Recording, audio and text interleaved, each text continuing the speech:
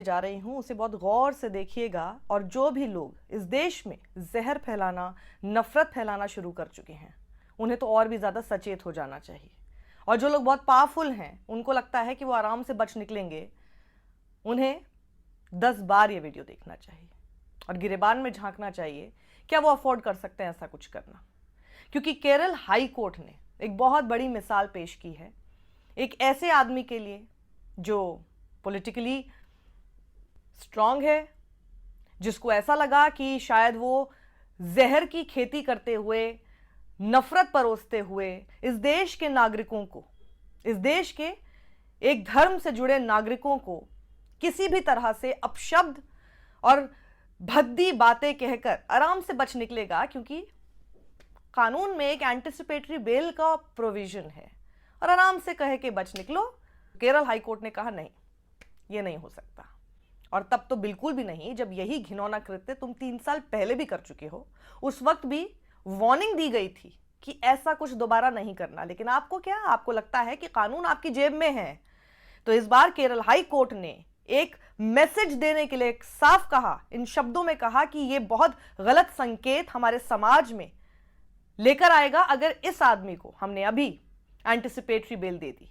हर कोई शख्स नफरत फैलाएगा, ऐसी घटिया घिनौनी भद्दी टिप्पणियां करेगा इस देश के नागरिकों के लिए, और उसके बाद एंटिसिपेटरी बेल के नाम पर बच निकलेगा। यह एक बहुत बड़ी मिसाल है, नजीर है, जिसे हम सब लोगों को आज सलाम करना चाहिए केरल हाईकोर्ट के इस बड़े स्टैंड के लिए। तो खबर कुछ यूं है, पीसी जॉर्ज नाम से एक लीडर हैं जो कि इस वक्त बीजेपी में है, पहले वो कांग्रेस में हुआ करते थे। तो फैशन हो गया है कि जब आप एक पार्टी से दूसरी पार्टी में जानते हैं तो अचानक से आपका व्यक्तित्व ही बदल जाता है, क्योंकि आप अचानक से स्विच मोड में आ जाते हैं अपनी विचारधारा बदलने के नाम पर। मुसलमानों को गालियां देना शुरू कर देंगे, और सिर्फ गालियां नहीं, इतनी बड़ी बात कहेंगे कि इस देश के सभी मुसलमान आतंकी हैं। और केरल हाई कोर्ट ने साफ शब्दों में कहा, इनको एंटिसिपेटरी बेल देकर अगर लोगों को यह लगे कि आप इस तरह की बातें कहकर बच निकलेंगे तो ऐसा मैसेज सोसाइटी में नहीं जाना चाहिए, इसलिए बेल कैंसल्ड। तो कोर्ट ने कहा कि इन्होंने अपनी बेल कंडीशंस को 2022 में भी वायलेट किया था, जब इसी तरह की बात इन्होंने कही थी। बेल कंडीशंस इनकी यही थी कि दोबारा खबरदार ऐसा कुछ कहा तो, लेकिन ये बाज नहीं आए। और इस बार कोर्ट ने बहुत सख्ती से इस पर एक्शन लेते हुए कहा कि नहीं भैया, we are not letting you go scot free now. तो 2022 का जो केस था उसको रिफर करते, उस बेल ऑर्डर को रिफर करते हुए जस्टिस पीवी कुन्ही कृष्णन ने कहा कि अगर कोर्ट ने इन्हें ऐसे केसेस में, ऐसे मामलों में जमानत देनी शुरू कर दी तो एक बहुत ही गलत मैसेज, एक गलत संदेश इस समाज में जाएगा। 2022 का केस जहां पर कोर्ट ने साफ शब्दों में निर्देश दिया था 7 बार के इन विधायक को, 7 बार के, कि ऐसा कोई भी बयान अब वो फ्यूचर में ना दें जिसकी वजह से साफ शब्दों में दिखाई दे कि आपने जो भी कहा है उससे धर्मों के बीच में दुश्मनी पैदा होती हुई नजर आ रही है या फिर उनके खिलाफ नफरत दिखाई दे रही है, रिलीजियस सेंटिमेंट्स आउटरेज होते हुए नजर नहीं आने चाहिए। तो ऐसी कोई भी भाषा का इस्तेमाल, ऐसा कोई भी बयान अब आप नहीं देंगे। लेकिन एक टीवी चैनल के डिस्कशन में पार्टिसिपेट करते हुए इसी साल 2025 में 5 जनवरी को जॉर्ज यानी पीसी जॉर्ज ने क्या कहा, जरा सुनिएगा। इनका दुस्साहस देखिए, और इनको लगता है कि कोई भी अब इनको बचा निकालेगा।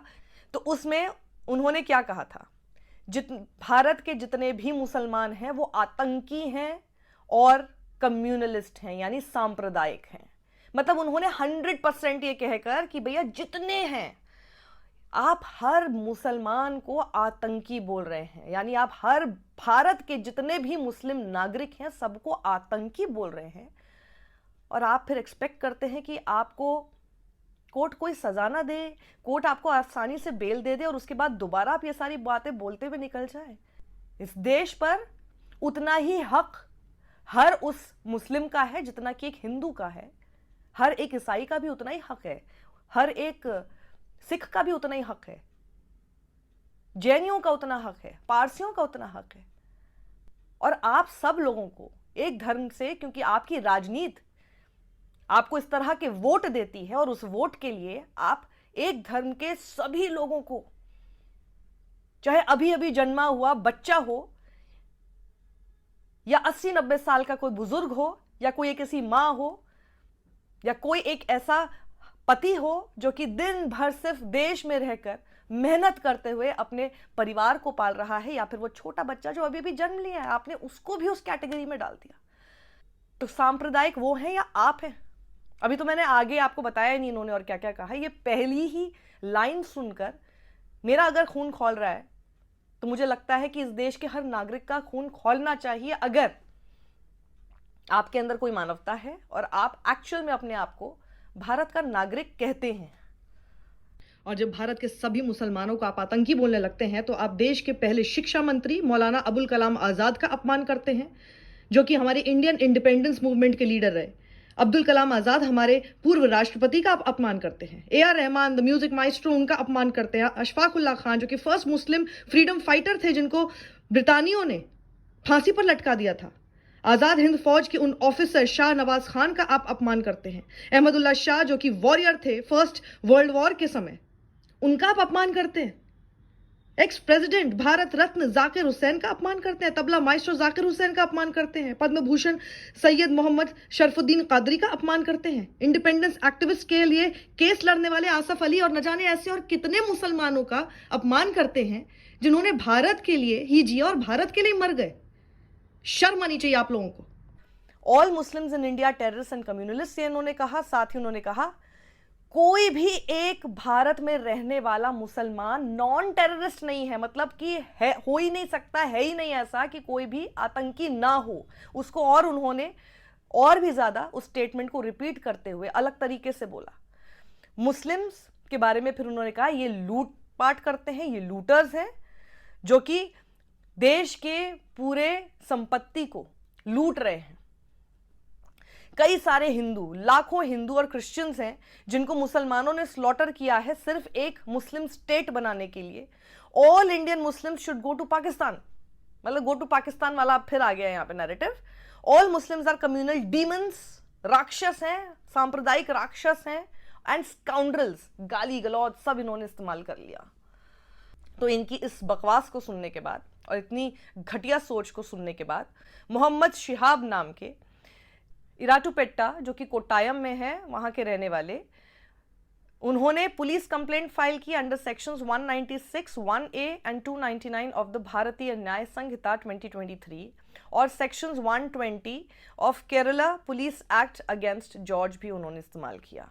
कोर्ट ने कहा कि जो पिटिशनर है, जो याचिका करता है, यानी कि पीसी जॉर्ज ने अपनी पुरानी बेल कंडीशंस का भी वायलेशन किया है। अपनी जो पुराने उनकी जमानत की जो भी रिस्ट्रिक्शंस उनके ऊपर थी, जो भी उनको कहा गया था कि अब उसका उन्हें उल्लंघन नहीं करना, वो सब उन्होंने किया, मतलब उल्लंघन किया। और अगर उनको इस मामले में बेल दे दी जाती है तो लोग ये सोचने पर मजबूर हो जाएंगे और ये सोचने लगेंगे कि अगर आप अपनी बेल की कंडीशंस को वायलेट कर भी देंगे तो भी आपको anticipatory bell law, court of law में आसानी से मिल सकती है। ये मैसेज सोसाइटी में नहीं जाना चाहिए, इसलिए इनकी बेल हम खारिज करते हैं। कोर्ट ने कहा कि अगर जांच के लिए जरूरी नहीं है कि जी आरोपी की कस्टोडियल इंटेरोगेशन हो, अगर ये इंपॉर्टेंट नहीं है या ये नेसेसरी नहीं है, तो इस वजह से क्या हर केस में फिर बैठकर एंटिसिपेटरी बेल दी जाती रहे?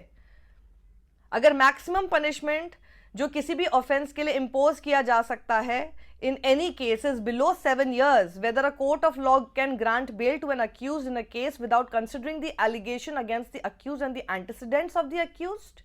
वो ये कहना चाह रहे हैं कि सिर्फ इसलिए कि जो मैक्सिमम पनिशमेंट किसी भी क्राइम में आपको 7 साल से कम की मिल सकती है, और इसी एक आधार पर आप हर किसी को सिर्फ एंटिसिपेटरी बेल देने लगे, क्योंकि ये सोचकर कि जी 7 साल से ऊपर की तो पनिशमेंट नहीं होगी, 7 साल से कम की होगी, इसलिए बेल उनको दी जानी चाहिए, विदाउट इवन थिंकिंग कि उन्होंने क्या किया है और उससे पहले का उनका पूरा ट्रैक रिकॉर्ड क्या है, पहले उन्होंने क्या किया। ये नहीं हो सकता कि हम उस कॉन्टेक्स्ट में उस पूरे केस को देखें ही ना, सिर्फ ये 7 साल के एक पैरामीटर को बना के आंख बंद करके बेल दे दे, ऐसा नहीं हो सकता। तो अक्यूज ने पहले जो किया उसको भी हम ध्यान में रखेंगे, और साथ ही जो उनके ऊपर आरोप लगे हैं उसकी गंभीरता को भी हम ध्यान में रखेंगे। ये सारी चीजें बहुत जरूरी हैं अगर हम यानी कोर्ट अगर उनकी बेल की एप्लीकेशन को कंसिडर करना चाहता है। तो अगर कस्टोडियल इंटेरोगेशन जरूरी नहीं भी है तो भी वो अकेला ही इस बात का ग्राउंड नहीं हो सकता कि जी एंटिसिपेटरी बेल तो फिर मिल जानी चाहिए।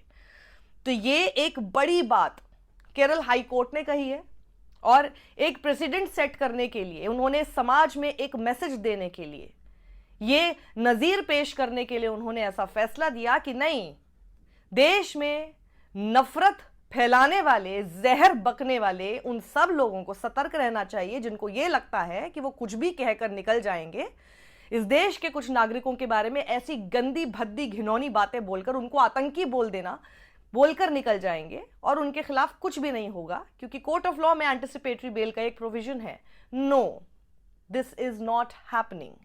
और इसीलिए हम केरल हाई कोर्ट की इस फैसले को सलाम करते हैं और उन सभी लोगों को सतर्क होने की भी हिदायत देते हैं जो अपने अंदर का जो जहर है वो सिर्फ दूसरों के ऊपर, दूसरे धर्म के लोगों के ऊपर निकाल कर शान अपनी खुद की समझते हैं। पहले इंसान बन जाइए, शान खुद ब खुद आएगी। सत्यमेव जयते।